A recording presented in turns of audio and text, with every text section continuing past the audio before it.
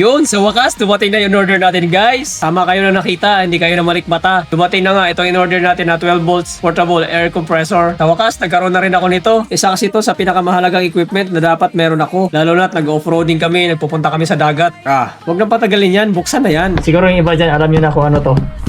So, bago natin buksan to, ito muna buksan natin. At ang laman ng bag, hose. Hindi pwedeng wala to, syempre. Morflate, warranty card. At kung magtatanong kayo guys kung saan ko to nabili, dito ko to binili sa Essential 4x4. Kung interesado kayo sa ganito, visit nyo lang yung website nila. At ang kinagandahan dito sa Morflate, covered ng lifetime warranty yung mga hose kits nila. Years naman sa pump mismo, kaya worth it yung investment ko dito. Pag tinignan mo yung website nila nito, marami silang options about sa mga hose. Meron pang apatan, meron dalawahan, meron pang isahan. Pero ang pinili ko ay pandalawahan lang para hindi naman masyadong bulky sa sakyan natin. I mean pandalawahan tires guys ha. Kasi pwede ka mag-pump nito sabay-sabay, 4, 2, or 6 na tires at the same time. At may kasama na rin itong digital gauge. Dito na tayo sa pinaka-box.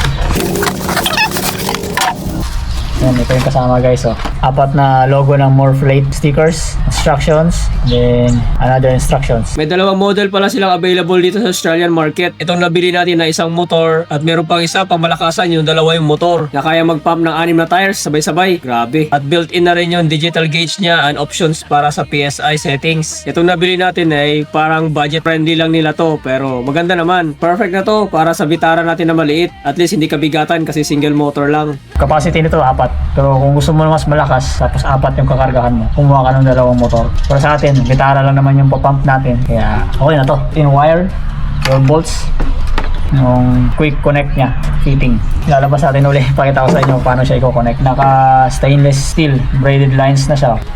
Ganyan ang mangyayari. Yan. Ganyan lang. Tapos ito, tire bulb. So sa susunod, papakita ko sa inyo kung paano natin gagamitin to in actual pag nagpunta tayo ng dagat. So yun lang guys, unboxing for today. Thank you so much for watching. See you in the next one. Bye!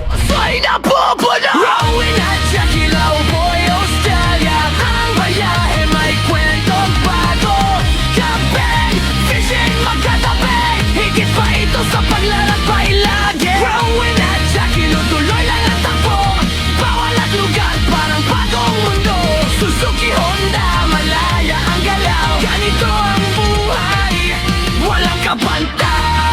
At kung gusto mo pa ng Buhay Australia content, follow for more!